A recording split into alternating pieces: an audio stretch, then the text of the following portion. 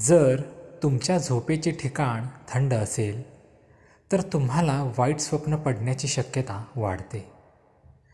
एक स्त्री आपलं दुःख आठवडाभर लपवू शकते, पण ती आपला आनंद एका तासासाठीही लपवू शकत नाही. जर तुम्ही आपल्या खोलीत एकटे बसलात तर तुम्हाला तुमच्या जुन्या चुका आठवायला लागतात. ज्यांना जास्त स्वप्ने आठवतात ते अधिक सर्जनशील असतात. जेव्हा एखादा व्यक्ती त्रासात असेल तेव्हा त्याला सहानुभूती दाखवण्यासाठी त्याच्या हावभावांची प्रतिकृती करा. खोटं बोलणाऱ्याला थांबवण्यासाठी विचारा, तुम्ही हे पुन्हा सांगू शकता का?